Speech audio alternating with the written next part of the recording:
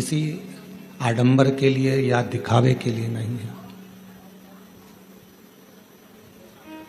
श्रावण का महीना भगवान शिव की अविरल भक्ति को प्राप्त करने के लिए।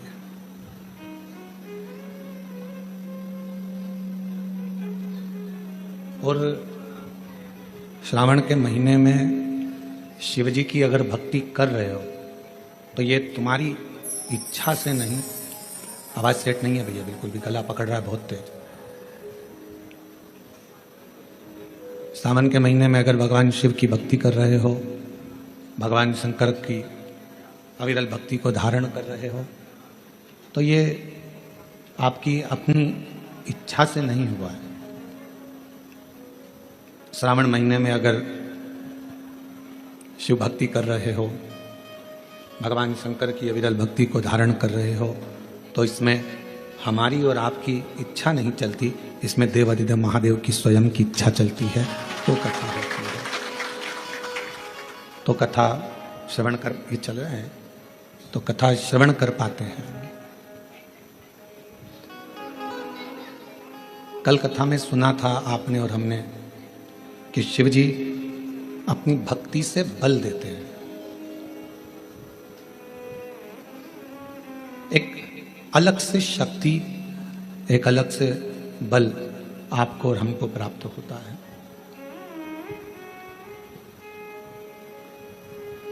और वो बल संसार में प्रगति के लिए, कार्य सिद्धि के लिए और अपने कर्तव्य को निभाने के लिए प्राप्त होता है। आज का समय, श्रावण महीने में लोग, बहुत सारे लोग ऐसे भी हैं जो बहुत आडंबर दिखावा ज्यादा करते हैं।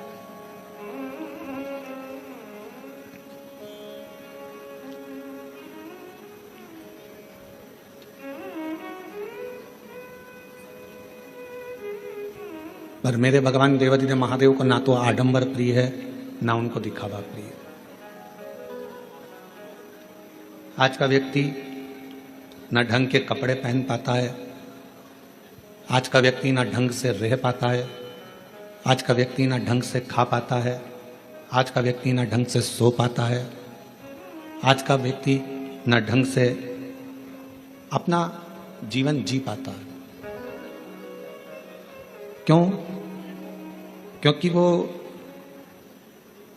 अगर वस्त्र भी पहन रहा है तो स्वयं की आत्मा की प्रसन्नता के लिए नहीं पहन रहा, दूसरे को दिखाने के लिए कि आज मैं ये कलर की साड़ी पहन के जाऊंगी तो लोग को अच्छा लगेगा, आज मैं इस कलर का वस्त्र पहनकर जाऊंगा तो अच्छा लगेगा, आज मैं ऐसे कपड़े धारण करूंगी या करूंगा तो अच्छा लगेगा। ढंग का जीवन नहीं जी पा रहा।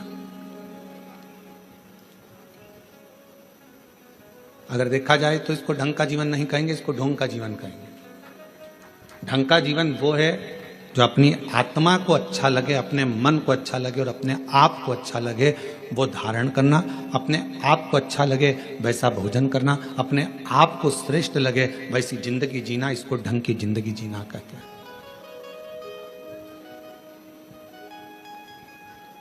सावन चालू हो गया, कई लोग ऐसे होंगे कि हम सावन के महीने में हमने ऐसा नियम लिया, हमने सावन के महीने में वैसा नियम लिया।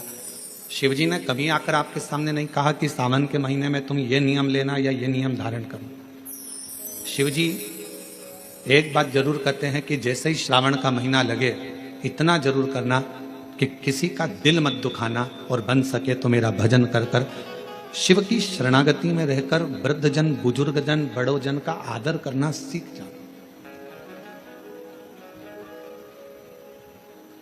कुछ श्रेष्ठ कर्म हम अपनी जिंदगी में अगर करेंगे, कुछ श्रेष्ठ कार्य अगर हम अपनी जिंदगी में करेंगे तो वो हमारे लिए इस जन्म के लिए भी, अगले जन्म के लिए भी, सर्व जन्म के लिए कार्य है। और उसमें से एक है भगवान शिव की अविरल भक्ति,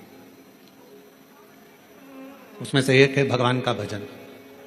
और मैंने तेरे ही भरोसे बाबा, तेरे ही भरोसे हवा बिच उड़ती जावांगी बाबा, डोर हत्तो छड़ी नाम कटी जावांगी। भोले मैं तेरी पतंग, शंभू मैं तेरी पतंग, हवा बिच उड़ती जावांगी। बाबा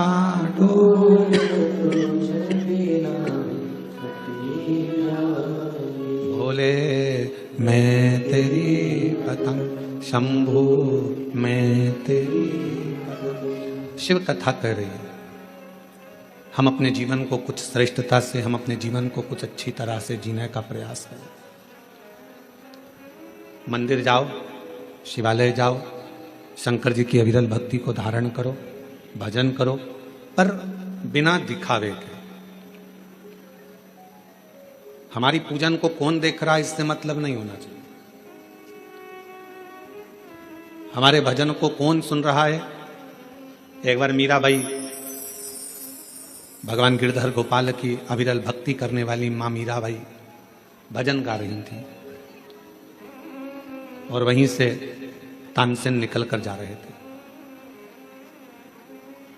तानसेन ने मीराबाई का भजन सुना, तानसेन ने मीराबाई का भजन सुना और मीराबाई का भजन सुनकर तानसेन ने दीवार पर लिख दिया, कृपया राग में गाएं।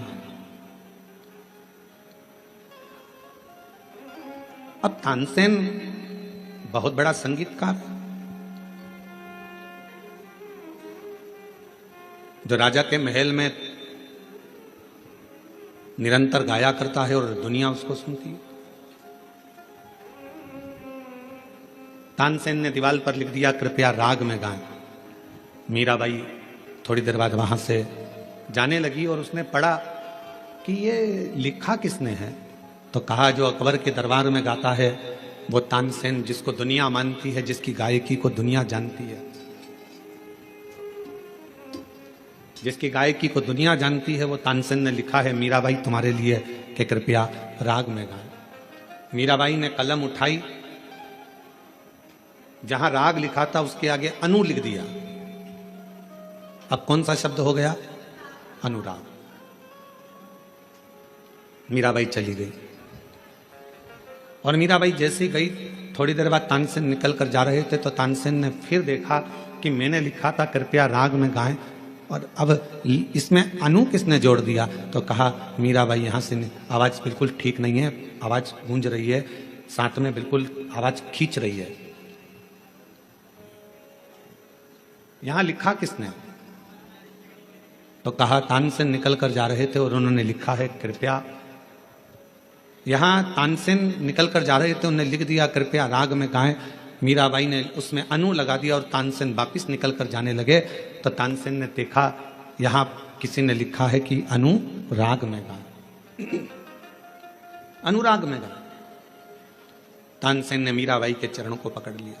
मीरा तो बिल्कुल सत्य कहती है कि भगवान को रिझाना है तो अनुराग में गाना होगा और दुनिया को रिझाना है तो राग में गाना होगा। दुनिया राग से रीझती है और भगवान अनुराग से रीझता है। परमात्मा को रिझाने के लिए किसी राग की जरूरत नहीं पड़ती है। परमात्मा को रिझाने के लिए किसी वस्तु की जरूरत नहीं पड़ती, किसी दिखावे की जरूरत नहीं पड़ती। उसको तो राग नहीं, अनुराग चाहिए। आपकी अविरल भक्ति चाहिए, आपका विश्वास, आपकी दृढ़ता, आपकी लगनता, आपकी एकाग्रता भगवान को चाहिए। और जिसने भगवान को राग से नहीं अनुराग से निभाना, उसको प्रसन्न करना प्रारंभ कर दिया, शिव को सामने एकदम प्रकट पाओ सामने। आज आप और हम सावन के महीने में जो बहुत एक लोगों का हुजूम देखते हैं, भीड़ देखते हैं, तो जितने भी भीड़ में लोग खड़े हैं उनको एक बात का स्मरण होना चाहिए कि आप उसके मंदिर में खड़े हो जिसको आडंबर पसंद है। आप उसके शिवालय में खड़े हो जिसको दिखावा पसंद है। आप उसके सम्मुख में खड़े हो जिसको किसी वस्तु का मोह नहीं है। मोह होता तो सोने की लंका रावण को नहीं देते। मोह होता तो तो माता लक्ष्मी की मां ख्याति देवी भगवान शंकर के साथ लक्ष्मी जी का विवाह करना चाहती, पर भगवान शिव ने मना कर दिया कि मैं लक्ष्मी से विवाह नहीं करूंगा। अगर मोह होता तो लक्ष्मी से विवाह होता, सोने का महल होता, मोह होता तो कुबेर को जो धन दिया वो सारा धन शिव का होता। पर भगवान शंकर मोह को त्यागे हैं, काम को जलाकर भस्म करने वाले हैं, आसक्तियों से दूर है। तृष्णा वासना ये सब मेरे शिव से बहुत दूर है, ये उनके पास है ही। और शायद इसीलिए शंकर की भक्ति करने वाले को सबसे पहले शंकर भगवान खूब परखते हैं। एक एक रिश्तेदार को परखा देगा मेरा शंकर भगवान, एक एक व्यक्ति को परखा देगा शिव।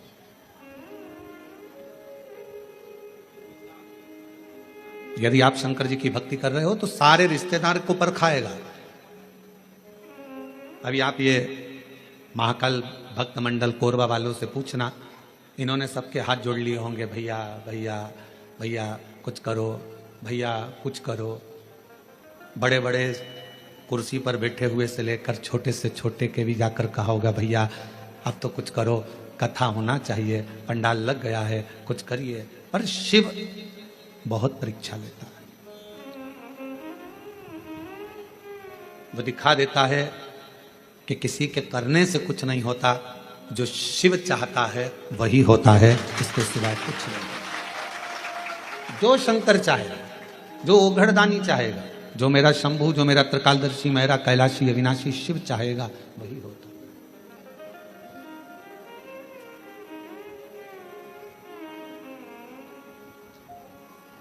लाख कोई बुरा चाहे तो क्या होता है, वही होता है जो मेरा महादेव महाकाल चाहता है, वो चाहेगा। एक एक को परखाता है मेरा शंकर भगवान, एक एक को पूरी की परीक्षा लेगा सब।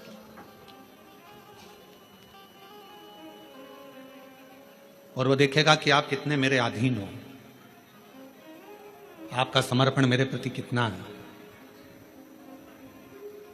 आप कितने मेरे अधीन हो, कितना समर्पण है, कितना भजन करते हो, कितना स्मरण करते हो, कितना कीर्तन करते हो, कितना मंत्र जाप करते हो, वो देखेगा, वो चेक करेगा। और कितनी सुंदर बात कही हमने पहले भी कथा में कही, आज फिर कोरबा की इस ऑनलाइन महापुराण कथा से सावन के महीने की सोमवारी पर फिर कहते हैं, अगर शंकर जी का मंदिर तुम जा रहे हो, शिव जी पे जल चढ़ाने के लिए जा रहे हो, तो निवेदन है बीच में तुम्हारी मौसी, काकी, मामा, फूफा, सहेली, रिश्तेदार का नातेदार, बेस्ट फ्रेंड किसी का भी घर पड़ जाए, शंकर के मंदिर जाते समय और शंकर के मंदिर से वापस घर आते समय किसी के दरवाजे पर मत रुको, सीधे अपने घर पर ही रुको।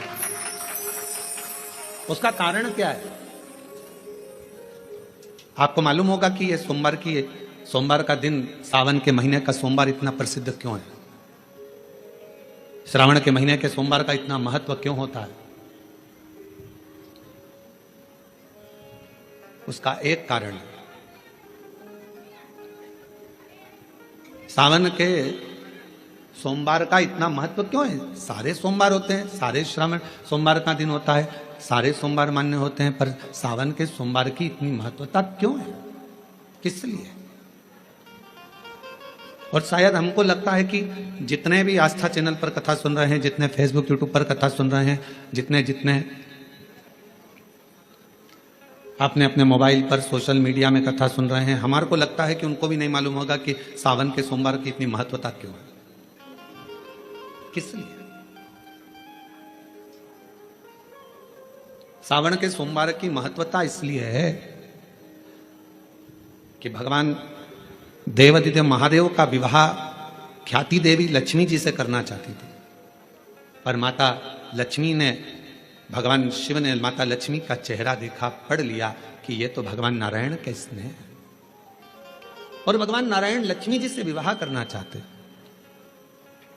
और दोनों के विवाह की बात भगवान देवादिदेव महादेव ने माता ख्याति देवी से कह दी कि इनका विवाह कर दो। अब माता लक्ष्मी जी ने बड़ा निवेदन करा, आपने हमारा विवाह भगवान नारायण के साथ में कर दिया, हमारे मन की बात को रख लिया, बड़ी कृपा करी भोले बाबा, मेरा मन है मैं आपके चरणों की सेवा करूं, मुझे कोई सेवा आपकी बताओ।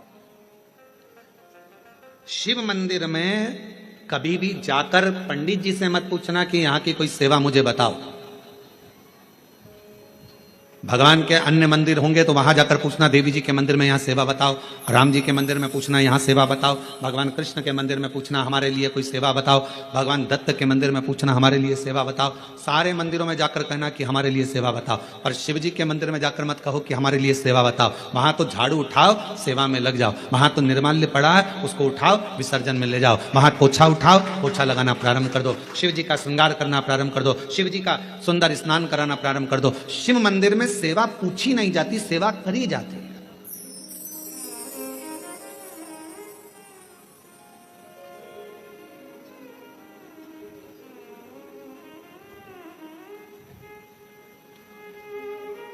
वहां सेवा करना पड़ती है।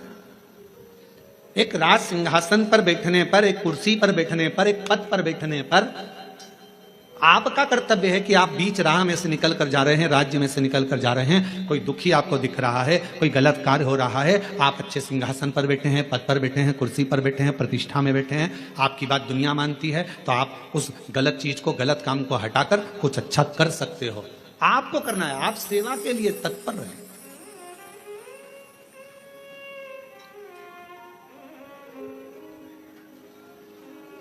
यहां चुनाव होते हैं, जम के तो बोलो, पार्षद बनते हैं, जम के बोलो, बनते हैं, अध्यक्ष बनते हैं, उपाध्यक्ष बनते हैं, सचिव बनते हैं, सारे पद दिए जाते हैं। एक विधायक का भी पद दिया जाता है, सांसद का भी पद दिया जाता है, अध्यक्ष का भी पद दिया जाता है, पार्षद का भी पद दिया जाता है, सरपंच का भी पद दिया जाता है। और ये पद केवल एक जगह पर नहीं, पूरी दुनिया में दिए जाते हैं। क्यों दिए जाते हैं?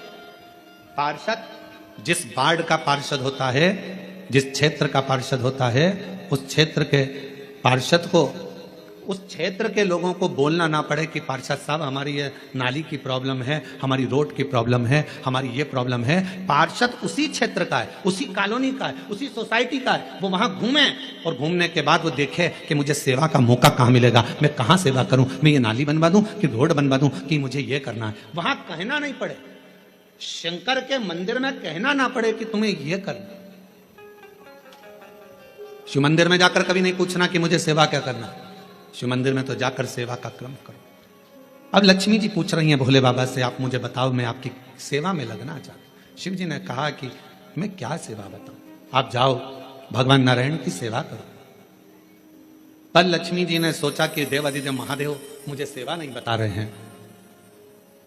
सावन का महीना था, सोमवार का दिन था। माता लक्ष्मी पूरे सावन के महीने में शिवालय में जाती, शंकर जी के कैलाश पर्वत पर जाकर खूब सेवा करती, खूब। प्रथम सोमवारी निकल गई, द्वितीय सोमवारी निकल गई, तृतीय निकल गई, चतुर्थ आ गई। सोमवारियां निकलती चली गई। सावन का आखिरी सोमवार, देवादिदेव महादेव प्रसन्न हो गए। लक्ष्मी को बुलाया, हे लक्ष्मी, पूरी दुनिया में केवल महासंबोधन मेरे नाम के आगे लगा है। लोग मुझे देवादिदेव महादेव कहते हैं। सारी पुराणों को केवल पुराण कहा जाएगा, पर शंकर की पुराण को भी महासंबोधन से संबोधित किया जाएगा, शिव महापुराण। लक्ष्मी, मुझसे जो जुड़ा हुआ है, मेरे नाम के आगे महासंबोधन लगा हुआ है, लोग मुझे महादेव कहते हैं। पर लक्ष्मी, तूने पूरे श्रावण के महीने में मेरी सेवा करी है, और आज सोमवारी के दिन तूने मेरी अविरल भक्ति को धारण करा है। बिना पूछे सेवा में, बिना दिखावे के तल्लीनता से सेवा करी है। मैं अपना महासंबोधन दुनिया में किसी को नहीं देता, आज तुझे दे रहा हूं। और लक्ष्मी केवल लक्ष्मी नहीं रही, उस दिन से लक्ष्मी मां लक्ष्मी। लक्ष्मी केवल लक्ष्मी नहीं रही, उस दिन लक्ष्मी महालक्ष्मी के संबोधन से प्रकट हुई। आज महासंबोधन लक्ष्मी जी को अगर किसी ने दिया तो भगवान देवादिदेव महादेव ने दिया। और वह महासंबोधन कब मिला? सोमवार की इस श्रावण के सोमवारी के दिन, जो हम व्रत करते हैं, साधना करते हैं, उपास करते हैं, अर्चना करते हैं। पूरे वर्ष आप सोमवार का व्रत करते हैं कि नहीं करते वो पता नहीं, पर सावन के महीने में 4-5 जो भी सोमवार पड़ जाएं, अगर उस पर अगर आपने व्रत कर लिया, व्रत को धारण कर लिया, या शिवालय के जाकर भगवान शंकर की आराधना कर ली, तो पूरे वर्ष के सोमवार का फल सावन के महीने के 5 या 4 सोमवार में प्राप्त हो जाए। श्रावण के सोमवार की इतनी महत्वता है। कल एक बहन ने पत्र लिखा था कि सावन महीने की इतनी महत्वता क्या है। हमने शिव महापुराण के अंदर पढ़ा तो ऐसा सावन महीने का ज्यादा लेख शिव महापुराण के अंतर्गत नहीं मिला। श्रावण महीने की इतनी प्रबलता क्यों मानी गई? तो हमारा एक तो सोमवार का महत्व, सावन के सोमवार का महत्व क्या है, कोई आपसे पूछे तो आपको बताना चाहिए कि इस दिन लक्ष्मी को महालक्ष्मी कहा गया था। शिव जी ने सफलता, कल वाला प्रश्न, शांति, दिशा और सफलता बिना मांगे मिलती है शिव के दरवाजे से। क्या क्या चीज? शांति, दिशा और सफलता। शिव के दरवाजे पर जाकर केवल आप सेवा करो, शिव के दरवाजे पर जाकर आप केवल जल अर्पित करो, शंकर जी की चौखट पर जाकर आप नमन करो, देवाधिदेव महादेव के शिवालय में जाकर प्रणाम करिए। भगवान शंकर की चौखट पर, द्वार पर अगर आप जा रहे हो, 3 चीजें आपको मांगना नहीं पड़ेगी। जैसे लक्ष्मी जी ने शिव जी से नहीं मांगा कि मुझे महासंबोधन दो, लक्ष्मी जी ने नहीं मांगा कि मुझे भगवान विष्णु दो, लक्ष्मी जी ने नहीं मांगा कि मुझे ये देना। लक्ष्मी जी तो शंकर भगवान की सेवा में लग गई, तो लक्ष्मी जी को 3 चीजें अपने आप मिल गई। एक शांति हृदय की, दूसरा दिशा, लक्ष्मी जी को कहां जाना है, और तीसरे नंबर पर सफलता। माता लक्ष्मी केवल लक्ष्मी नहीं रही, उनको महालक्ष्मी कहा गया। महालक्ष्मी। और फिर समझ लीजिए, लक्ष्मी में और महालक्ष्मी में बहुत बड़ा अंतर है। जरा सावधानी से सुनिएगा कथा को। आज सोमवारी का दिन है, सावन के महीने का, तो जितने शिवभक्त ऑनलाइन कथा को सुन रहे हैं, जितने आस्था चैनल पर, फेसबुक, यूट्यूब पर कथा को श्रवण कर रहे हैं, वो भी सावधानी से सुनिएगा। लक्ष्मी में और महालक्ष्मी में भी अंतर। लक्ष्मी मां आती हैं तो तुरंत चली जाती हैं। लक्ष्मी आती हैं तो तुरंत चली जाती हैं। लक्ष्मी बहुत समय तक तिजोरी में, अलमारी में टिकती नहीं है। पर वही लक्ष्मी भगवान विष्णु जी के आदेश से, भगवान शंकर की कृपा से हमारे घर में आती हैं, तो वो महालक्ष्मी कहलाती है। और महालक्ष्मी अपने घर को छोड़कर कभी नहीं जाती है, वो वहां सदा सदा रहती है। बोल बम का नारा है, श्री शिवाय। महालक्ष्मी हमारे घर में रहती है।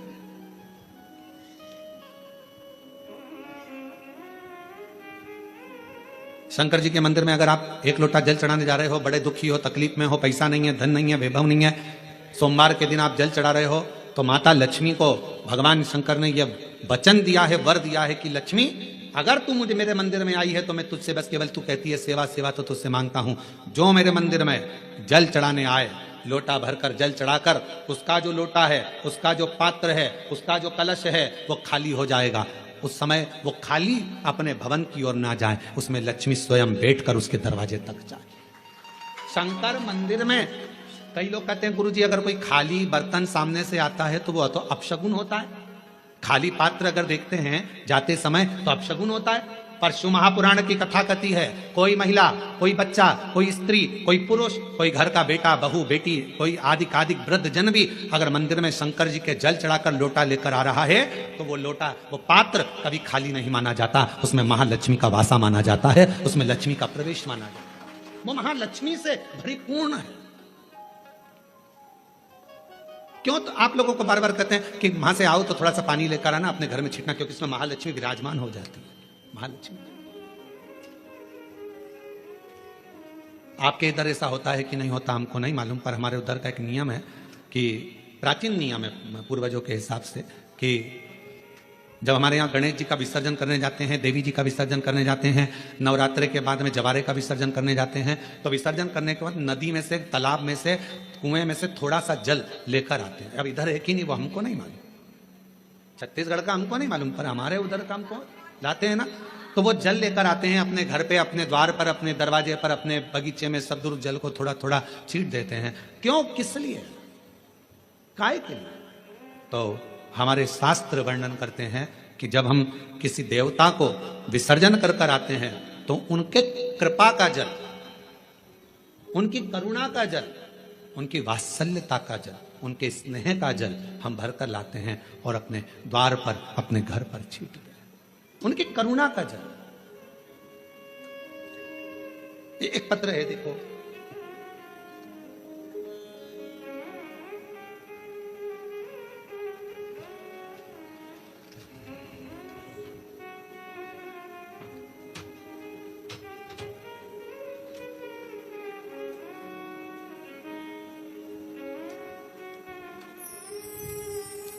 महाराज जी, मेरा नाम शीला शर्मा है। कहीं बेटी हो तो हाथ हिला सकती हैं। शीला शर्मा। मेरे पति का नाम श्री ब्रह्मानंद शर्मा है। मैं गृहिणी हूं और ग्रस्त जीवन के साथ पूजा पाठ मेरा अधिक रुचि रहती है। पर गुरुदेव, मेरी 2 बेटी और 1 बेटा। मेरी दोनों बेटियां बड़ी और बेटा 21 वर्ष का हो गया था। 21 साल का बेटा अच्छी पढ़ाई कर रहा था, बहुत अच्छा था, पर एकदम उसको बुखार आया, संभल नहीं पाए और बुखार आते ही हम डॉक्टर को दिखाने के बाद डॉक्टर ने हमें बड़े हॉस्पिटल भेज दिया, पर बुखार उसके सिर पर चढ़ गया और वो 21 साल का लड़का मर गया। गुरुदेव, 21 वर्ष की अवस्था में मेरा बेटा चले गया। पागल जैसी मैं हो गई। कई लोग, समाज के लोग आड़ा टेढ़ा कहते, सब लोगों ने पूजन पाठ बंद कर दिया, सब अपशब्द कहते, ताना देते। बेटे के वियोग में मेरा परिवार पूरा टूट गया था, क्योंकि एक ही लड़का था। अब किसी ने कहा तुम्हारी जिंदगी बर्बाद हो गई। किसी के कहने पर पहली बार आपकी कथा सुनना प्रारंभ करी। मैं सुध में नहीं रहती थी, क्योंकि मेरा स्वास्थ्य ठीक नहीं रहता, पर मेरे रिश्तेदारों ने, पड़ोसियों ने कहा कि एक बार प्रदीप मिश्रा कथा कहता है, उसको सुनो तो। गुरुजी, मैं आपको नहीं जानती थी, पर पहली बार कथा सुनी और बाबा से बस टीवी के सामने बैठकर मैंने इतना ही कहा कि डॉक्टर अब बोल रहे हैं कि मैं मां नहीं बन सकती, क्योंकि ना तो मैं मां अब बन पाऊंगी, शादी को 24-25 साल हो गए, अब कैसे मां बनूंगी। फिर भी बाबा से प्रार्थना करी, बाबा डॉक्टर के हिसाब से हमें मां नहीं बन सकती, पर तेरी कथा सुन रही हूं और वो सियोर वाला महाराज कहता है कि दिल से मांगोगे तो सब कुछ देगा। मुझे संतान दे दीजिए, मेरा पुत्र मुझे वापस दे दो। और मैं बाबा को धन्यवाद देती हूं। गुरुदेव, 21 साल का लड़का गया और बाबा ने फिर 24 साल के बाद मुझे पुत्र रत्न की प्राप्ति कराई। मैं बाबा को प्रणाम करने के लिए, कहीं बैठे हो तो आ सकते हैं। शिव की आराधना करना, शिव की उपासना करना, शिव की भक्ति करना कोई साधारण नहीं है। और मैंने तेरे ही भरोसे बाबा, तेरे ही भरोसे हवा बिच उड़ती जावांगी, बाबा डोर हत्तो छड़ी नावे कटी जावांगी। भोले मैं तेरी शंभो मैं तेरी हवा बिच उड़ती जावांगी, बाबा डोर हत्तो छड़ी नावे कटी जावांगी। भोले मैं तेरी बदन, शंभु मैं तेरी बदन। शिव के प्रति एक आश्रितता हुआ।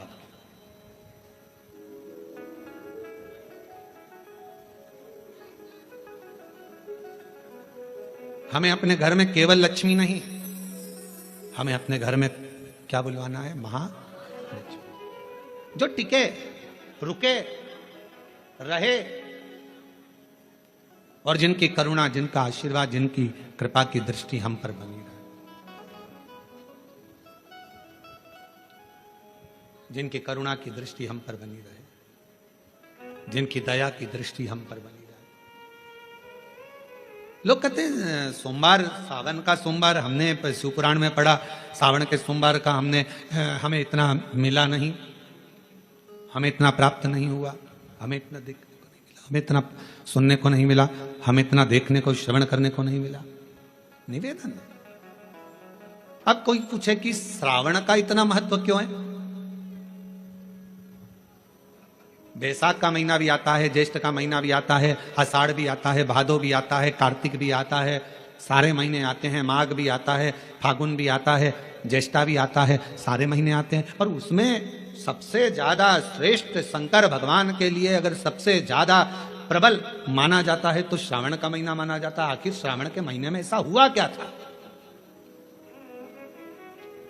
श्रावण के महीने में इतना जरूर हुआ कि मंथन हुआ, मंथन में जो विष निकला भगवान शंकर ने पिया और देवताओं ने जल अभिषेक करा। तो ये तो है। पर श्रावण के महीने की महत्वता, एक महीने की महत्वता इतनी कैसे? कहा शिव महापुराण में वर्णन आता है, सृष्टि की रचना प्रारंभ हुई।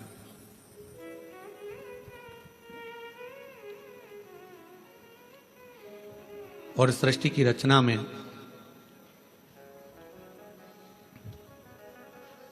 जब सृष्टि की रचना हो रही थी, सृष्टि की रचना में दक्ष प्रजापति के साथ में माता प्रसूति का विवाह हुआ। और प्रसूति का विवाह जब हो गया, प्रसूति की जब शादी दक्ष प्रजापति के साथ हो गई, कई कन्याओं का जन्म हुआ। कई कन्या, बेटों का भी जन्म हुआ, कन्याओं का भी जन्म हुआ।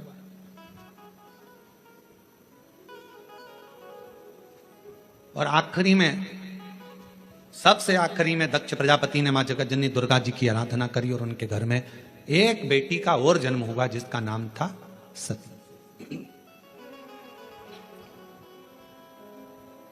सती का विवाह हो गया शिव जी के साथ में। यह कथा तो आप और हम हर कथा में श्रवण करते हैं। सती जी का विवाह। अब विवाह होने के बाद में एक बार दक्ष प्रजापति ने सारे देवताओं को बुलाकर एक सभा रखी। उस सभा में इधर की साइड में भगवान नारायण बैठे हुए थे और इधर की ओर भगवान शिव बैठे हुए थे।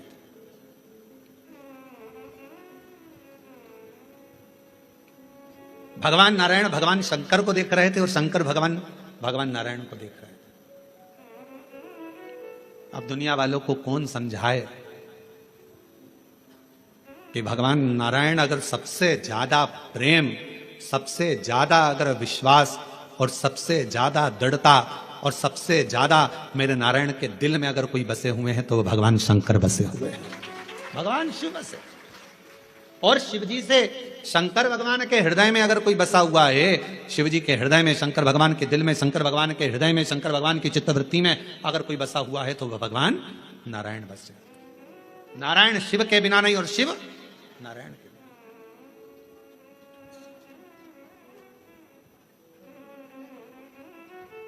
कितनी बड़ी बात लिखी है शिव महापुराण के अंदर। कोई राम को मानने वाला यदि शिव का अपमान कर देता है तो भगवान राम उसे जिंदगी में कभी दर्शन नहीं देते। और शिव को मानने वाला यदि भगवान नारायण का, राम का, कृष्ण का अपमान कर देता है तो भगवान नारायण, कृष्ण, राम उसको दर्शन नहीं देते। शिव के बिना राम नहीं, राम के बिना शिव नहीं, राम के बिना, शिव के बिना कृष्ण नहीं और कृष्ण के बिना शिव नहीं। अब कई लोग कहते हैं हमारे पूजन के घर में, हमारा छोटा सा पूजन का मंदिर है घर के अंदर, गुरुजी उसमें लड्डू गोपाल बैठे हैं, उसमें मुरलीधर भगवान बैठे हैं, उसमें कृष्ण कन्हैया बैठे हुए हैं। क्या हम शंकर भगवान का शिवलिंग मंदिर के अंदर रख सकते हैं? तो हम उनसे पूछते हैं तुम्हें मना किसने करा, पहले उसका नाम बताओ कि मंदिर के अंदर शंकर भगवान का शिवलिंग नहीं रखना चाहिए। शास्त्र कहता है जिस जगह पर शालिग्राम भगवान है, जिस जगह पर लड्डू गोपाल जी हैं, उस जगह पर शंकर का होना बहुत जरूरी है। और जहां शंकर जी हैं वहां लड्डू गोपाल और शालिग्राम जी का होना जरूरी है। कौन मना करा? शिव पंचायत में 5 देवता हैं, आप लोगों को उनके नाम याद हैं। पहले नंबर पर सूर्य नारायण भगवान, दूसरे नंबर पर भगवान विष्णु, तीसरे नंबर पर गणेश जी महाराज, चौथे नंबर पर मां जगतजननी दुर्गा भवानी और 5वें नंबर पर देवाधिदेव महादेव। ये शिव पंचायत के 5 देव हैं। इस पंचायत के देवता का मतलब है कि हमारे घर के अंदर अगर लड्डू गोपाल जी विराजमान है तो हमारे घर के अंदर पूजन वाले स्थान में शंकर का शिवलिंग भी होना बहुत जरूरी है। शिव के बिना नारायण नहीं और नारायण के बिना शिव नहीं।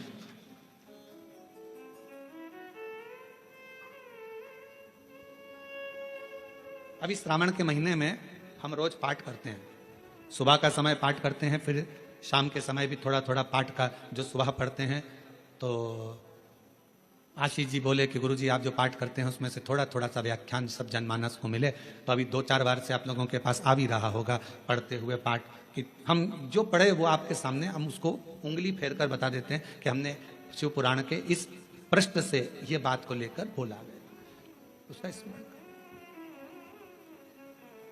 और जो लोगों को वो नहीं मिलता हो तो हमारी सोशल मीडिया पर आकर जो हम पाठ करते हैं उस पाठ की उंगलियां चलते हुए पूरा पाठ करते हुए बताते हैं कि श्री शिवाय नमस्तुभ्यम का जल चढ़ाने का जल पीने का, प्रसाद पाने का, शंकर जी का कौन सा शिवलिंग कब पूजना चाहिए, कौन से शिवलिंग का क्या अनुष्ठान हो सकता है, शंकर जी को क्या चढ़ाना चाहिए, वो सब उस पाठ में बता देते। और पूरे सावन के महीने में आपको मिलेगा। प्रयास करेंगे कि पूरे सावन के महीने में आपको वो पाठ का छोटा छोटा अंश आपके पास तक पहुंचे। और यदि आपके पास पहुंचता है तो आप भी दूसरे तक पहुंचाने का प्रयास। कम से कम सावन के महीने में लोग उस महापुराण के अंश को पढ़ेंगे तो सही साथ स्मरण। शिव तत्व कह रहा है, भगवान शंकर का चरित्र कह रहा है कि नारायण के बिना भगवान शिव खाली हैं और शिव नारायण के बिना और नारायण शिव के बिना खाली, दोनों। बस इतना याद रखो, घर के अंदर जो शिवलिंग रहता है वो ज्यादा बड़ा नहीं होना चाहिए। अपनी हथेली पर अपने हाथ को रखो, अंगूठे को ऊंचा करो। इससे बड़ा शिवलिंग घर के अंदर, इससे बड़ा शिवलिंग नहीं होना चाहिए। इससे छोटा होगा चलेगा, इसके बराबर का होगा चलेगा, इससे कम होगा चलेगा, छोटे से छोटा होगा चलेगा, पर इससे बड़ा शिवलिंग घर के अंदर नहीं। फिर घर का आंगन हो, घर के बाहर हो, तुलसी का क्यारा हो या अन्य जगह पर कहीं तुम वृक्ष के नीचे, क्यारी के नीचे उसको रख सकते हो, उसकी पूजन कर सकते हो, उसमें क्या।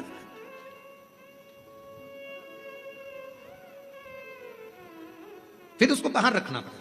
पर छोटा सा शिवलिंग है, बिल्कुल छोटा है, पारद का है, सोने का है, चांदी का है, पाषाण का है, नर्मदेश्वर है, काले पाषाण का है, लकड़ी का है, चीनी का है, दर्पण का है, कांच का है, जो भी शिवलिंग है वो आपके घर के अंदर विराजित है, वो आपके घर के।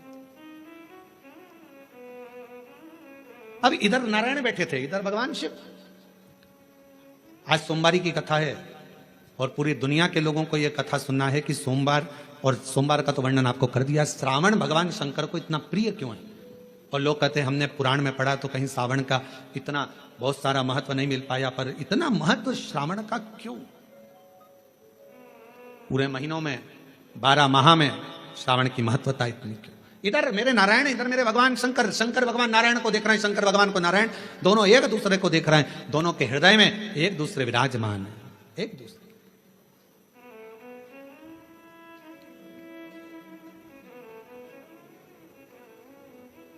समय आया,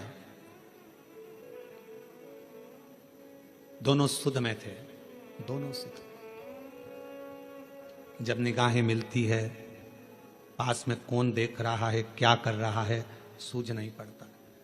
हमने देखा है कई कथा सुनने वालों को, उनका जब ध्यान लगता है भगवान में, तो पड़ोसन क्या कर रही है, क्या बोल रही है, कौन जा रहा, कौन आ रहा, उसे कोई सुध नहीं पड़ता। उसका तो दिल शिव में, उसका मन भगवान। और ये हमने पहले की बात है, बहुत पहले की, लगभग हो गए होंगे 30-32 साल के लगभग में, जब हम एक बार छिपरा में कथा करने के लिए गए थे। तो छिपरा में, मध्य प्रदेश के पास में मांगलिया, इंदौर के पास में छिपरा है, वहाँ हम जब कथा करने गए तो हम ठहरे थे वहाँ पर मालू जी के यहाँ पर। तो वहाँ ठहरे थे और कथा चल रही थी मंडी में, मंडी भवन में 3 शेड था, उसके नीचे कथा चल रही थी। और कथा के आयोजक थे राठी परिवार, वहाँ राठी जी, मोहन जी वगैरह वहां है छिपरा में, तो वो उसके आयोजक थे।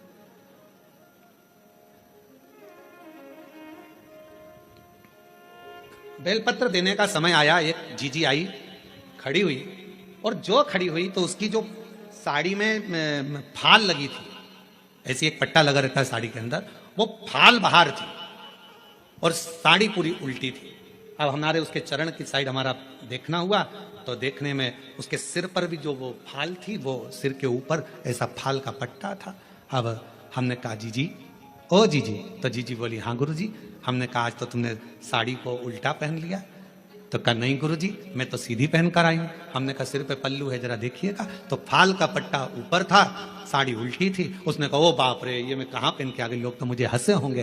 तो मैंने पूछा जीजी एक बात बताओ कि तुम ये साड़ी उल्टी पहन क्यों आई? तो कहा गुरुजी कथा के चक्कर में आगे बैठना था, इस चक्कर में इनका जल्दी पहनूं जल्दी पहनूं जल्दी पहनूं, और जल्दी के चक्कर में वो साड़ी उल्टी हो गई। हमने कहा जीजी आप चिंता मत करो, आज आप साड़ी का पल्लू उल्टा करी हो ना, मेरे देव अधिदेव महादेव जब तुम पर तकलीफ आएगी तुम उसके लिए उल्टा सीधा कैसा भी भजन करने के लिए अपनी सुध भुलाकर उस महादेव के लिए आई हो ना, एक दिन मेरा महादेव भी आपके लिए खड़ा मिलेगा। क्यों चिंता, क्यों विचार करना, क्यों सोचना कि हमने वो कई लोग क्या कहेंगे। हमने कहा आग लगे बस्ती में अपन रहो मस्ती में। भगवान कृष्ण की गोपियों का प्रेम कृष्ण भगवान के प्रति कितना था कि गोपियां सुध भूल जाती थी कि लहंगा धरो शीस पर और दई चूनर पाओ, पतियन रोके नहीं रुकी, छोड़ चली घर। भगवान कृष्ण की कथा में श्रीमद् भागवत में आता है, गोपियां जब रास करने के लिए जाती थीं, मुरली की धुन में ऐसी गोपियां सुध भूल जाती थीं कि अपना लहंगा सिर पर, साड़ी चुंदड़ी पांव में बांध लेती थी, सुध नहीं रहता था। आंखों में लगाना रहता था सुरमा, होठों पे लगाना रहता थी लाली, लाली लगा लेती थी आंख में, सुरमा लगा लेती थी होठ में, सुरमा होठ में। और किसी किसी के दांत लंबे और होठ काले, होठ काले और दांत लंबे, तो नैन लाल, बाल खुले, बिंदी बड़ी सारी, बहुत बड़ी बिंदी। तो गांव के लोग भी देखकर कहते पता नहीं कहां की बहू आई है, सुध नहीं पड़ती है, इतना स्वरूप बनाकर ना जाने कहां जा रही है। तो एक बार खुद के पति मिल गए, पति ने कहा ऐसा रूप रखकर कहां जा रही है, तो कहा भगवान के साथ रास करने। तो भगवान के साथ रास करने जाएगी, तेरा रूप देखकर भगवान भाग जाएंगे। इतने में कहा नहीं नहीं नहीं, वो मुरली का धरने वाला है, वो बंसी बजाने वाला है, वो मेरे बाहर का रूप नहीं देखता, वो मेरे भीतर के रूप से मुझे पुकार लेता है, वो भीतर का देखता है। बाहर के रूप से परमात्मा कभी प्रसन्न नहीं है। बाहर क्या देखे, बाहर का रूप तो दुनिया को भाता है, मेरे परमात्मा बाहर का कभी रूप नहीं देखते कि तुम्हारा चेहरा क्या बोल रहा है, तुम्हारे नेत्र क्या बोल रहे हैं, तुम कितने सुंदर हो, कितने कैसे हो, नाक कैसी है, दांत कैसा है, मुख कैसा है, श्रवण शक्ति कैसी है, कर्ण कैसे हैं, भुकुटियां कैसी है, ये दुनिया के लोग देखेंगे। मेरा महादेव, मेरा ठाकुर, मेरा गोपाला, मेरा कृष्णा ऐसी चीजें नहीं देखता। मेरा बाबा तो केवल तुम्हारे हृदय का भाव देखता है। निर्मल मन सो मोहि पावा, मोहि छल छिद्र कपट ना भावा। मुझे केवल तुम्हारा मन, शुद्ध भाव, शुद्ध चित्त चाहिए। श्रावण की महत्वता कितनी है, इधर नारायण, इधर भगवान शंकर, दोनों एक दूसरे को देख रहे हैं, दोनों की सुध नहीं है, दोनों की सुध। छोड़ दिया मैंने खाना पीना तेरी याद में, छोड़ दिया मैंने खाना पीना तेरी याद में, मेरे दिल में उठे है पीड़ सखी, वृंदावन जाऊंगी, काशी जाऊंगी सखी, वृंदावन जाऊंगी। ये मन की पीड़ है। कोई कहे मुझे ब्रज जाना है, कोई कहे मुझे काशी जाना है, कोई कहे मुझे यहां जाना है, कोई कहे मुझे वहां जाना। ये भीतर की पीड़ा है, भीतर की पीड़ा, भीतर की।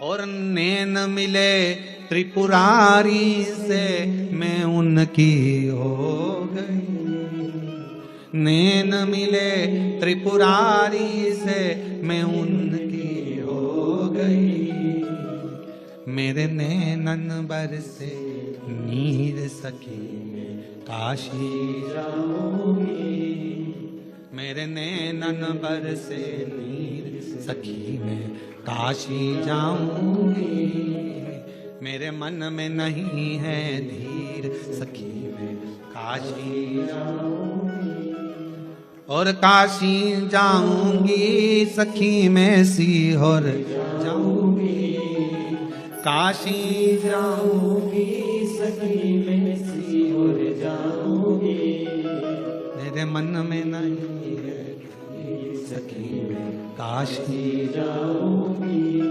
इधर से भगवान नारायण, इधर से भगवान शिव एक दूसरे को देख रहे हैं, एक दूसरे को निहार रहे हैं, दोनों की शुद्धता चली गई है। इतनी देर में दक्ष प्रजापति का आगमन हो रहा, दक्ष प्रजापति आ रहे और दक्ष प्रजापति का आगमन। अब जरा विचार करना, दिल लग गया शिव में, मन लग गया शंकर जी के मंदिर में। कई माताएं आज भी ऐसी हैं, छत्तीसगढ़ की बात कर रहा हूं मैं, बाहर की अन्य जगह का तो सुधे नहीं है, छत्तीसगढ़ में भी आज भी कई माताएं ऐसी हैं, मंदिर जाती है, सुबह से नहाई धोई, जल्दी से लोटा भरा, पास में मंदिर था, पहुंच गई। अब उसे यह भी नहीं मालूम कि मैं चप्पल पहनी कि नहीं पहनी, उसे यह भी नहीं मालूम मैं दरवाजा बंद करा ना करा।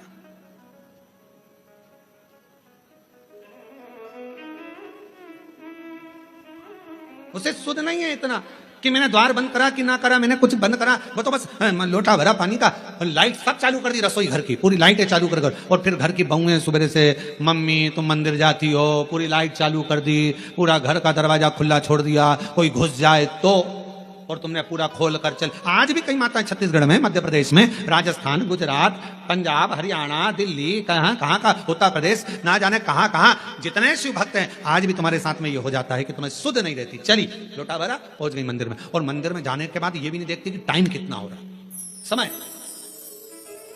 बस जल चढ़ाया, बैठी, श्री शिवाय नमस्तु, श्री शिवाय नमस्तु, श्री शिवाय नमस्तु, श्री शिवाय। सुध नहीं, एक पत्र है, अच्छा है, देखिए।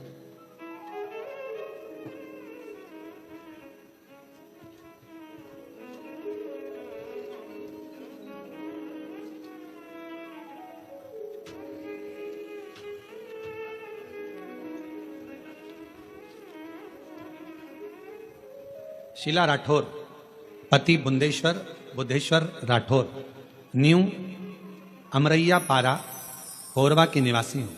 कहीं बैठी हो तो बेलपत्र लेने के लिए आ सकती हूँ।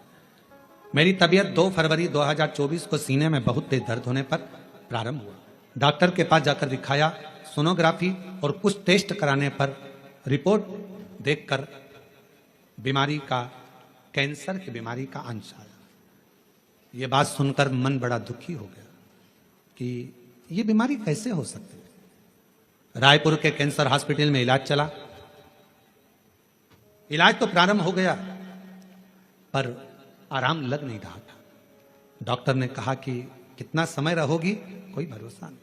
तभी बीच में मेरी बेटी ने कहा, वो प्रदीप मिश्रा महाराज का प्रवचन आता है, टीवी पर कथा कहता है, अगर दिल से सुनी जाए तो वो बाबा झोली भी भरता है बच्चों के। तभी 16 फरवरी 2024 में रायपुर में जब कैंसर का इलाज शुरू हुआ, 24-25 फरवरी को मेरे भतीजे को सीहोर में भेजा, वहां से रुद्राक्ष मंगवाया, उसका पानी शिव को चढ़ाकर पीना प्रारंभ किया। पशुपतिनाथ का व्रत 2 बार करा और बाबा से प्रार्थना करी, बाबा किसी को बीमारी नहीं, ये बीमारी कैसे लग गई। गुरुदेव, फरवरी में इलाज चालू हुआ, 12 जुलाई 2024 को ऑपरेशन हुआ। ऑपरेशन होने के बाद हालत और ज्यादा खराब हो गई। अब करें तो करें क्या, कौन लाए जल। तब शिव पर आश्रित होकर फिर रुद्राक्ष का जल देना प्रारंभ करा, और रुद्राक्ष का पानी और बेलपत्र जब देना प्रारंभ करा, 7 मार्च 2025 को पुनः वापिस तकलीफ जब बढ़ने लगी तो जांच के लिए रायपुर लेकर गए। जब रायपुर लेकर गए तो सारी जांचें फिर कराना प्रारंभ करी, तो बाबा की ऐसी कृपा हुई कि सारी रिपोर्ट नील आ गई और कैंसर शरीर में नहीं था। हम बाबा को प्रणाम करने के लिए आए, बाबा को नमन करना, एक शिव तत्व।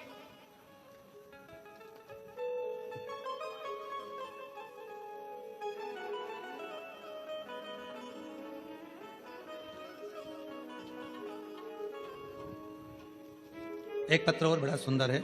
मेरा नाम सपना जायसवाल है, मेरे पति का नाम आशीष जायसवाल है। मैं छत्तीसगढ़ कोरबा कटघोरा से आई हूँ। गुरुजी, मैं बाबा का क्या गुणगान करूँ। 2 साल पहले बच्चादानी में गठान हो गई थी और डॉक्टर के हिसाब से वो ठीक नहीं थी। ऑपरेशन का डॉक्टर बोल रहे थे, तभी किसी के कहने पर आपकी कथा सुनना प्रारंभ करा। ऑपरेशन करना पड़ेगा, डॉक्टर बार बार यही बात बोलते रहे। मेरी माता ने बताया कि आप प्रदीप मिश्रा कथा करता है, आस्था चैनल पर आती है, शिव महापुराण की कथा है, उसको दिल से सुनो। हमने वो कथा सुनना प्रारंभ करा, शिव जी के मंदिर जाना चालू करा, बेलपत्र और पानी रोज बेलपत्र चढ़ाती, उसे कुंदकेश्वर महादेव के नाम से खाती और हॉस्पिटल में भी बाबा को प्रणाम करती। आज मैं बाबा को धन्यवाद देने के लिए आई हूँ कि डॉक्टर से जब दूसरी जांच कराई, टेस्ट कराया, तो मेरे गर्भाशय की गांठें गल चुकी थी और मेरी सारी रिपोर्ट नॉर्मल आई है। मैं बाबा को प्रणाम करने के लिए छोड़ दिया मैंने खाना पीना तेरी याद में, छोड़ दिया मैंने खाना पीना तेरी याद में, मेरे मन में उठे में काशी जाओगे, मेरे मन में उठे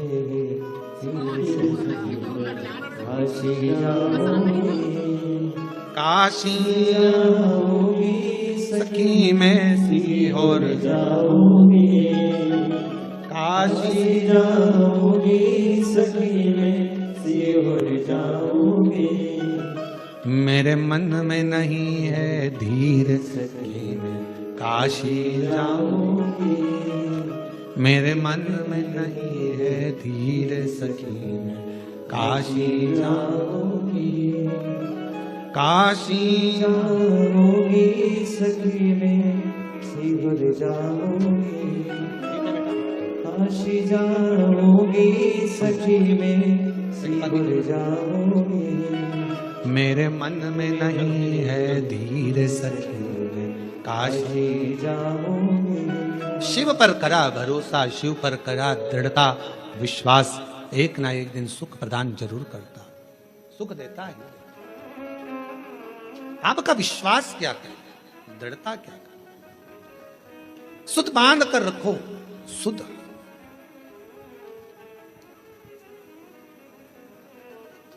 इधर भगवान विष्णु है, इधर भगवान शिव है, दोनों का ध्यान एक दूसरे के प्रति है, एक दूसरे। और शंभु शरण मांगू घड़ी रे घड़ी, दुख काटो दया करीन दर्शन। ओ शंभु शरण मांगू दुख काटो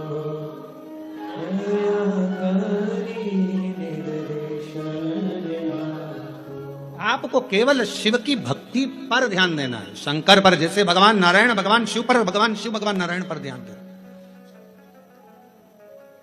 एक बार भगवान के पास में 3 लोग गए, एक उद्योगपति, एक व्यापारी और एक चोर। तीनों भगवान के पास में गए, भगवान से कहा प्रभु हम तुम्हारी तपस्या कर रहे हैं, हमें वर दीजिए। भगवान प्रसन्न हो गए। शंकर जी ने पूछा मांग तुझे क्या चाहिए। सबसे पहले उद्योगपति हुआ, उद्योगपति से पूछा तुझे क्या चाहिए, बोल। 90 करोड़ रुपए दे दो मुझे प्रभु, 4 गाड़ी, 2 बंगले, 10-20 फैक्ट्रियां दे दो प्रभु। शिव जी ने कहा तथास्तु, 90 करोड़ तुझे दिए। अब व्यापारी से कहा तू मांग। व्यापारी कहने लगा जो इसने मांगा वही मुझे दे दो प्रभु। शंकर भगवान ने कहा दिए 90 करोड़ तेरे को भी दिए। अब तीसरे नंबर पर चोर आया, तू मांग। चोर कहने लगा इन दोनों का एड्रेस दे दो प्रभु, इन दोनों।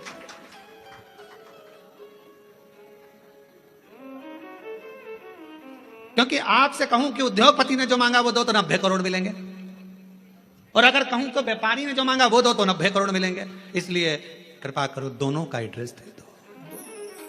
चोर बोला दोनों का एड्रेस मुझे दे। बस यही प्रसंग को ध्यान में रखना कि हमें 90 करोड़ नहीं, हमें शंकर के दरवाजे का एड्रेस मिल जाए, शिव की चौखट मिल जाए, शंकर का द्वार मिल जाए, और उसके द्वार से बढ़कर क्या चाहिए। प्रभु तेरा साथ न छूटे रे भोले, तेरा साथ न छूटे, और छूट जाए संसार भोले तेरा हाथ न छूटे। प्रभु तेरा सब बोलो सब, प्रभु तेरा साथ न छूटे, ओ भोले तेरा साथ न छूटे।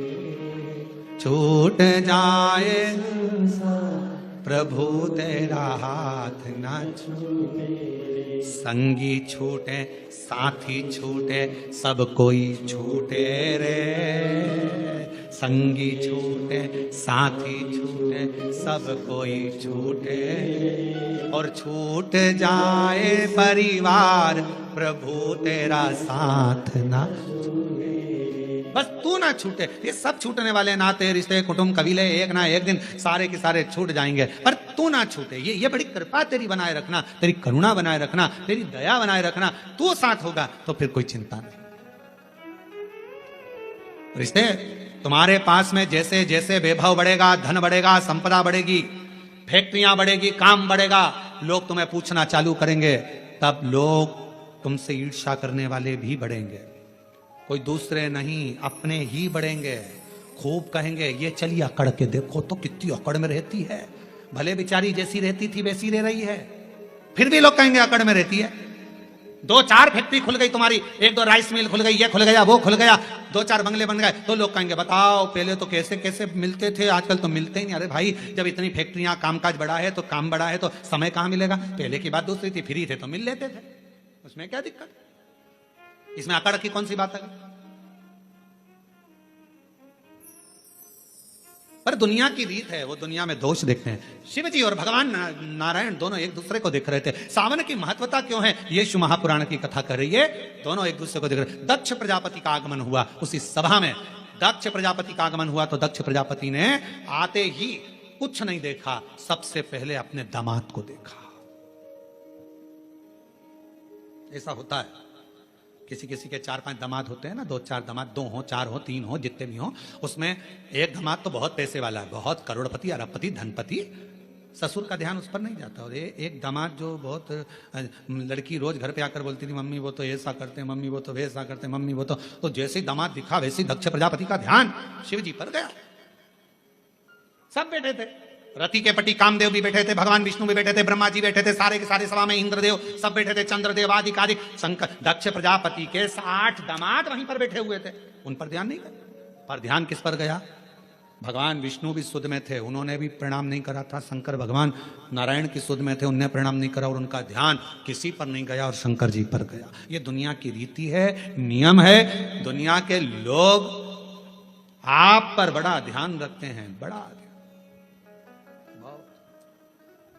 खुद क्या कर रहे हैं उससे मतलब नहीं है, पर तुम क्या कर रहे हो उससे मतलब। जो जितना बढ़ता चले जाता है उतना कैमरे की निगाह में आता चले जाता है। पूछना किसी से, पूछो किसी से। हाँ, तुम्हारे बीच में महापौर जी बैठी, इन्हीं से पूछ लो। हाँ, इनसे ही पूछ लो। चुनाव नहीं लड़ा था उससे पहले ये कहीं पर भी चले जाएं, कहीं पर भी जाएं, कैसे भी बैठ जाएं, कैसे भी खा ले में, कैसे भी रह ले में, पर जब महापौर बन गए तो फिर थोड़ा कोई शब्द भी बोलना है तो बड़ा सोच कर बोलना पड़ेगा, नहीं तो मीडिया बहुत ध्यान रखना पड़ता है, बहुत स्मरण। कोई सोशल मीडिया पर ये ना आ जाए, कोई बात ना आ जाए, कोई बात ना आ जाए। अब हम तो इतनी छाट छाट कर, बड़ी मुश्किल से सोच सोच कर, विचार कर कर, पूरी पुराणों को पढ़कर कथा लेकर आते हैं और उसको यहां बाजते हैं, तो भी लोग बैठे बैठे यही सोचते रहते हैं इसमें गलती कौन सी निकालना है। आज महाराज कुछ बोलेगा तो मैं उसमें गलती निकाल लूंगा, गलती निकाल लूंगा तो पुतले जलाऊंगा। अब उनको लगता है पुतला जलाने से महाराज अच्छा हो जाएगा। अरे भाई, गलती करना मनुष्य का काम है और माफ करना उस परमात्मा का काम है। अगर मानव गलती नहीं करेगा तो कौन करेगा? कौन करेगा?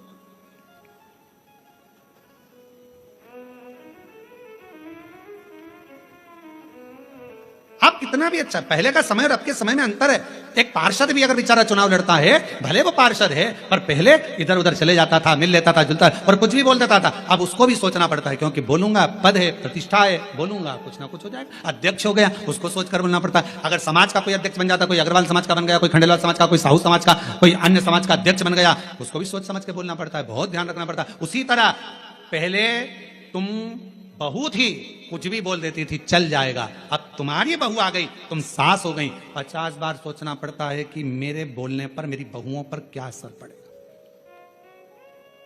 पहले तुम्हारा मन करता था, रसोई घर में गई, बनाया, चाट बनाई, भेल बनाई और खा खुआ के और बढ़िया बड़ा पाव वगैरह सब बना बुनो के खा पी के अपने कमरे में जाती। बहू थी, अब तुम सास बन गई, अब तुम खुद रसोई घर में नहीं जा सकती। अब तुम्हें कहना पड़ेगा, बेटा आज मेरा मन कर रहा है, और मन करेगा तो भी नहीं खा पाओगी री, मन करेगा तो भी नहीं खा पाओगी, क्योंकि बहुएं कहेंगी बताओ मम्मी का दिन भर जुबान चलती रहती है, तो बेचारी वो भी ना खा पावे है। तो फिर वो बना रही है, जो सब्जी बना लेगी बेचारी सास खा लेगी, जो बनाएगी वो सास खा लेगी, कभी नहीं कहेगी कि ये बनाओ की जो, और रोटी भी नहीं होगी तो बची हुई कल की खा लेगी, सुबह की खा लेगी, पर कभी नहीं कहेगी। क्यों? क्योंकि उसका पद बढ़ गया। पद पिता का बढ़ा, उसको भी मर्यादा में रहना पड़ा। माँ का पद बढ़ा, उसको भी मर्यादा में रहना पड़ा। अगर गुरु का पद बढ़ा, उसको भी मर्यादा में रहना पड़ा। एक अतिथि का पद बढ़ा, उसको भी मर्यादा में रहना पड़ा। एक धीरे धीरे पुलिस कर्मचारी कांस्टेबल से जब टीआई बना, टीआई से ऑफिसर बनता बनता बनता बनता ऊंचे पद पर पहुंच गया तो उसको भी कायदे में रहना पड़ेगा।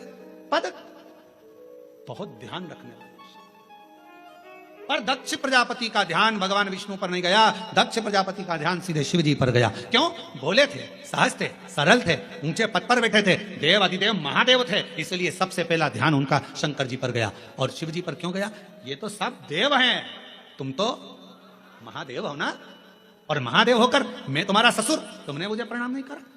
दक्ष प्रजापति अपने सिंहासन पर नहीं बैठे, बीच में खड़े होकर शंकर भगवान की ओर इशारा कर कर कहा, ए शिव, मैंने अपनी बेटी सती का विवाह तेरे साथ में करा है, तुम्हारे साथ मैंने अपनी बेटी को ब्याया है, और शंकर तुमने अपने ससुर का सम्मान नहीं करा है, मैं तुम्हें श्राप देता हूं, तुम शमशान में निवास करोगे। शंकर भगवान विष्णु को देख रहे थे, उनको तो ये भी नहीं मालूम कि इन्होंने श्राप दे दिया, क्योंकि दिल जब भगवान में लगा हो तो कौन क्या दे रहा है किसी को नहीं मालूम। कभी कभी कथा में मन लगा रहता है तो पानी की बोतल देने वाला आता है ना, तो वो बोतल लेकर देता रहता है, लो लो, तो उस पर ध्यान ही नहीं जाता कि पानी की बोतल लूं कि यहां जो मिल रहा है वो लूं।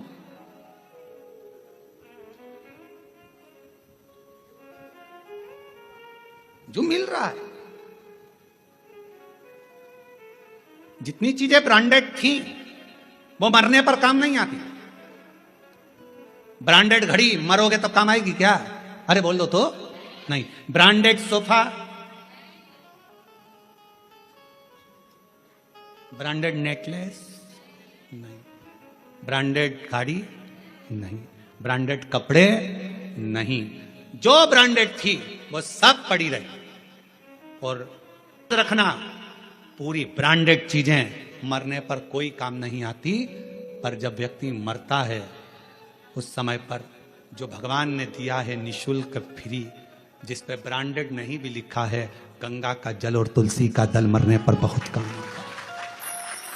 ये ब्रांडेड वस्तुएं एक ना एक दिन छूट जाती हैं। ब्रांडेड वस्तुओं का कोई मोल तत्व नहीं है, मृत्यु के समय पर सब पड़ी रह जाती हैं। पर जो मेरे देवाधिदेव महादेव ने दिया, जो प्रबल है, जो प्रखर है, गंगा का जल संपूर्ण विश्व का कल्याण करने वाला है, गंगा का जल संपूर्ण जगत का उद्धार करने वाला है, गंगा का जल भगवान शिव के मस्तक का जल संपूर्ण ब्रह्मांड का कल्याण करने वाला है। वो भले उस पर कोई लेवल ना चिपका हो ब्रांडेड का, पर वो गंगा का जल जो भगवान शंकर के मस्तक का है, वो गंगा का जल जो भगवान विष्णु के चरणारविंद का है, वो गंगा का जल संपूर्ण जगत का कल्याण करने वाला है। कहते हैं गंगा माँ को अगर कोसों दूर बैठकर भी याद कर लिया जाए तो उस व्यक्ति को नरक नहीं भोगना पड़ता। वो गंगा का जल इतना कारगर होता है, वो गंगा का जल इतना प्रबल होता है। ब्रांडेड कपड़े, ब्रांडेड वस्तुएं, ब्रांडेड सामान सब पड़ा रह जाता है, पर वो गंगा का जल जिसको निःशुल्क मिल रहा है, पृथ्वी पर निरंतर बह रहा है, वो गंगा का जल मरते समय अगर मुख में आ गया, तुलसी का दल मुख में आ गया, तो तुमको फिर बाकी जन्म नहीं लेना पड़ता। स्वयं परमात्मा की शरणागति की ओर जीव चला जाता। स्वयं कहां वस्तु है, कहां? और हमेशा ब्रांडेड ब्रांडेड करते रहते। देखो रेमांड का है, इतने सारे सेठ मरे, कितने लोग करोड़पति मरे, आज तक उन्होंने अपनी वसीयत में नहीं लिखा रे कफन रेमांड का लाना, ये वाली कंपनी का कफन लाना, ये वाली कंपनी की मटकी लाना, और ये वाली कंपनी की लकड़ी लाना, और ये वाली कंपनी की चिता बनाना, और कंपनी का ही बांस लाना, और कंपनी का ही घास लाना। पूरी जिंदगी अपने शरीर का नाप देते रहे, ऐसा कपड़ा बनाना, ऐसा कपड़ा बनाना, ऐसा कपड़ा बनाना, पर मरने के बाद जब कफन का कपड़ा लेने के लिए, अर्थी पर बांधने का कपड़ा लेने के लिए कोई संसार का व्यक्ति जाता है ना, बस जाकर कह देता है भैया कपड़ा दे दो। उसने नहीं पूछा कि नाप कितना है, उसको मालूम है कितना नाप का है। मरने के बाद नाप नहीं देखा जाता, मरने के बाद तो नपा नपाया शरीर है, नपा।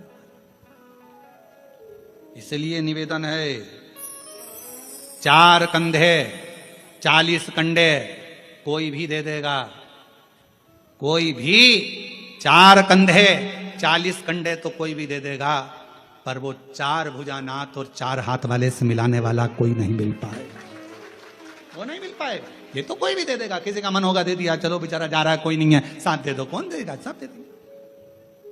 यहां भी वहां भी दोनों ओर है, दोनों ओर। दोनों। ब्रांडेड वस्तुओं का त्याग। कभी कभी ये भी अपने अंदर एक प्रतिज्ञा करो, सावन का सोमवार है, 5 सोमवार मैं गंगा का जल पीऊंगी। करो प्रतिज्ञा।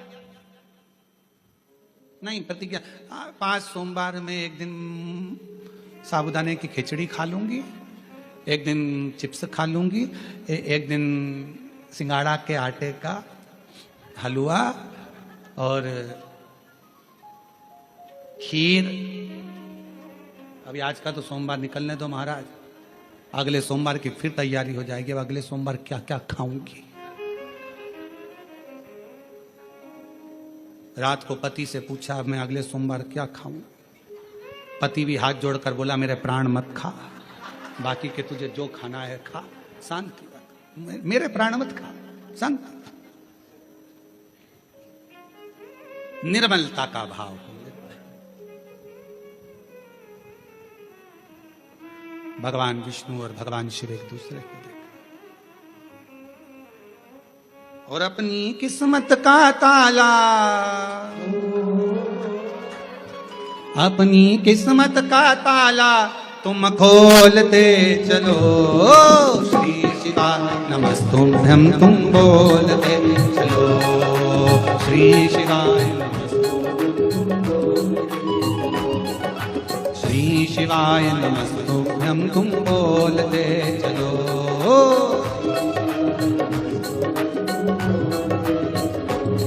अपनी किस्मत का ताला, अपनी किस्मत का ताला, अपनी किस्मत का ताला तुम खोलते चलो। श्री शिवा नमस्तुभ्यं। ढोलक तबला थोड़ा नीचे करो। ओ श्री शिवा नमस्तुभ्यं तुम बोलते चलो। शंभो।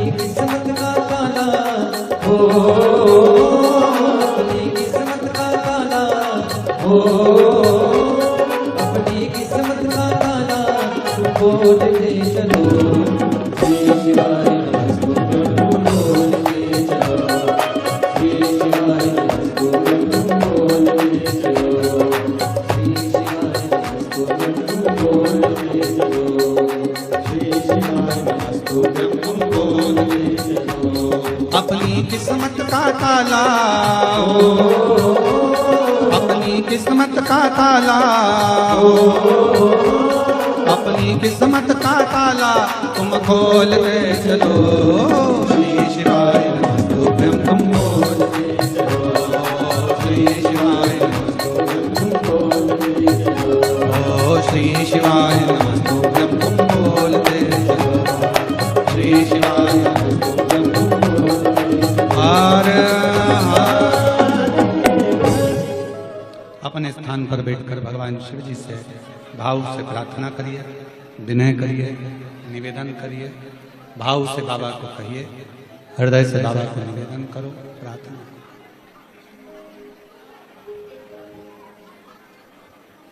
दिल से बाबा से कहिए, प्रार्थना करो। आज सावन का सोमवार शिव महापुराण की पवित्र कथा अपने अपने घरों में बैठकर ऑनलाइन शिव महापुराण की कथा को हृदय से बाबा को विनती प्रार्थना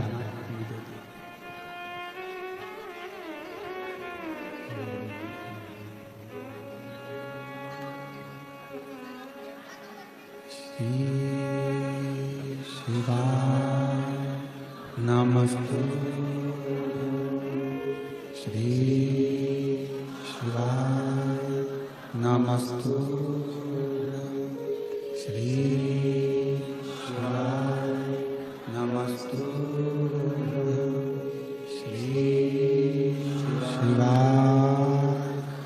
नमस्तु श्री शिवाय नमस्तु भोला सब दुख काटो मारा ओ भोला सब दुख काटो मारा शिव शंकर जपो तेरी माला भोले बाबा जपो तेरी माला भोला सब दुख काटो ओ भोला सब दुख काटो वेश है मंगल मंगलकारी वेश है मंगल मंगलकारी शमशान वासी हमारा शमशान वासी हमारा ओ भोला सब दुख काटो ओ भोला सब दुख काटो।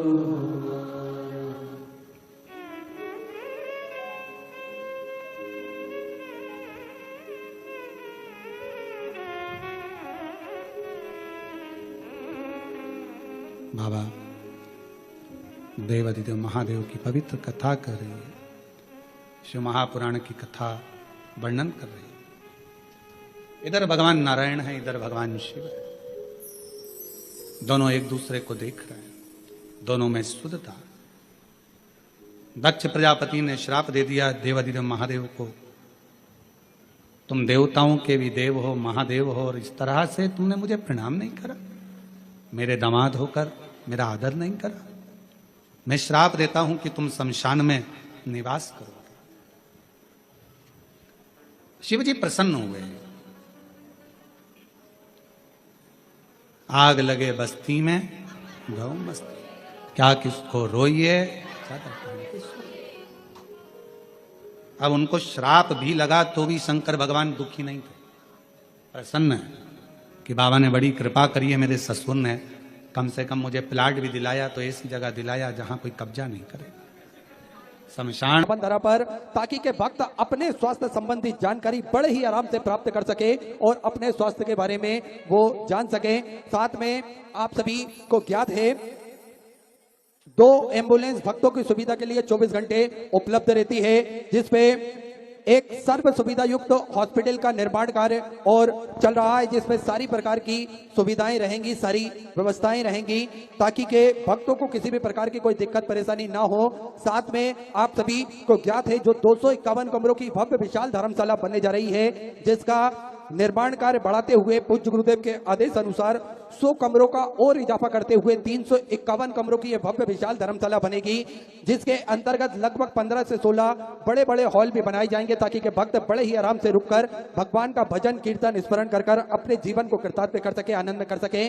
साथ में एक उद्देश्य और रहता है पूज्य गुरुदेव का इस धर्मशाला से जुड़ा हुआ, जिसपे प्रतिदिन कन्या विवाह कुबेर भंडारी की पावन धारा से करे जाएंगे, वो भी निःशुल्क रूप से।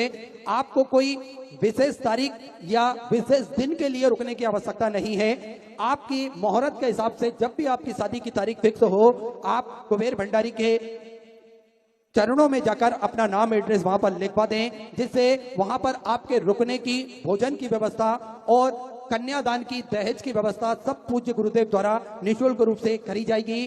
गौ माता की सेवा जो कि प्रतिदिन सुचारू रूप से चलती है। देखिए 33 कोटि देवी देवता गौ माता के अंदर विराजमान होते हैं, और ये सभी सनातन धर्म के मानने वाले लोगों को प्रतिदिन गौ माता की सेवा करना चाहिए। लेकिन किसी कारणवश हम गौ माता की सेवा नहीं कर पाते हैं, तो यहां पर भी गौ माता की सेवा चलती है, वहां अपना महत्वपूर्ण सहयोग अवश्य प्रदान करें।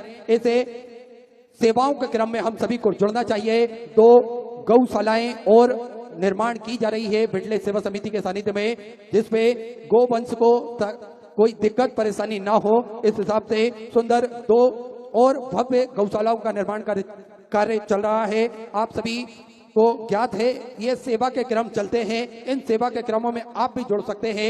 एक संकल्प और पूज्य गुरुदेव ने लिया है, सभी सनातन धर्म के मानने वाले लोगों के गले में रुद्राक्ष हो, सभी सनातन धर्म के मानने वाले लोगों के घर के मंदिर में रुद्राक्ष हो, और ये रुद्राक्ष का महत्व वो स्वतः ही जान सके, स्वतः ही समझ सके।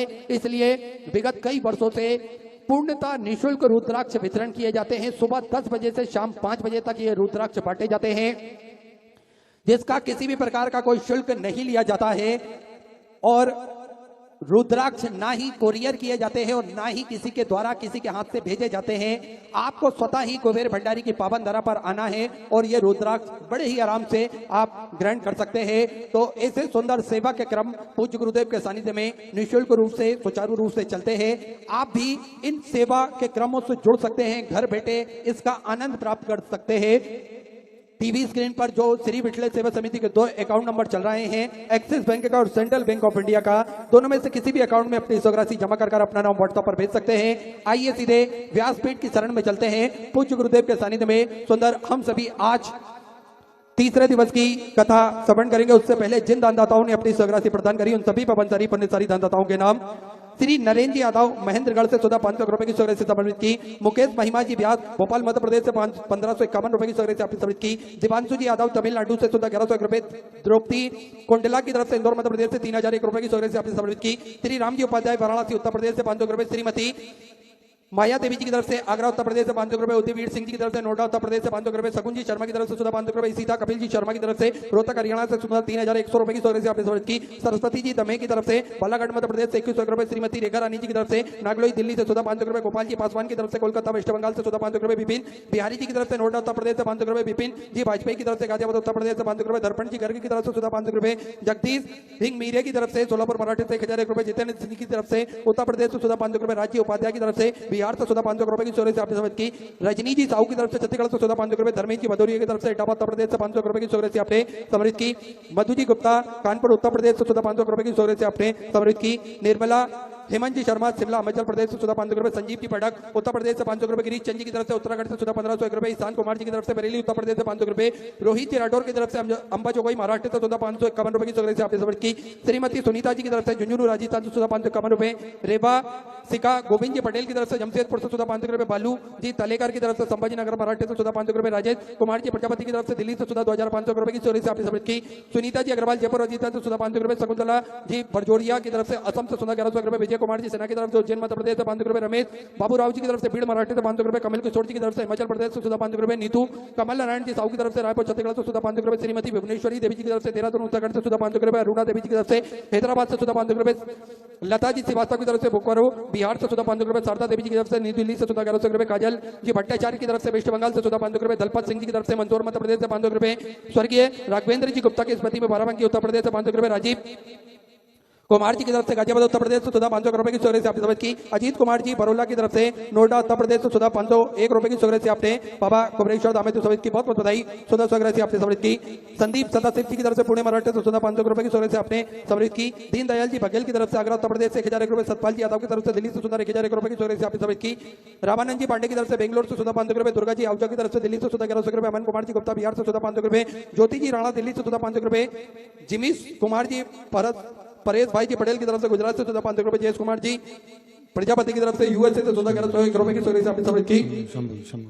सभी दानदाताओं को मैं हृदय की अनंत गहराई से नमन करता हूं, दंडवत करता हूं, प्रणाम करता हूं। सुंदर राशि आपने समर्पित की। जो भक्त अपनी राशि मंदिर, गौशाला, वृद्धाश्रम, अन्य क्षेत्र बाबा कुबरेश्वर धाम तो समर्पित करना चाहते हैं, वे टीवी स्क्रीन पर श्री विठल सेवा समिति के 2 अकाउंट नंबर एक्सिस बैंक का और सेंट्रल बैंक ऑफ इंडिया का चल रहा है। दोनों में से किसी भी अकाउंट में अपनी राशि जमा कर अपना नाम व्हाट्सएप पर भेज सकते हैं। आइए सीधे व्यासपीठ की शरण में चलते हैं। पूज्य गुरुदेव के सानिध्य में सुंदर हम सभी आज तीसरे दिवस की कथा श्रवण करेंगे। जय जय श्री राधे, हर हर महादेव, श्री शिवाय नमस्ते।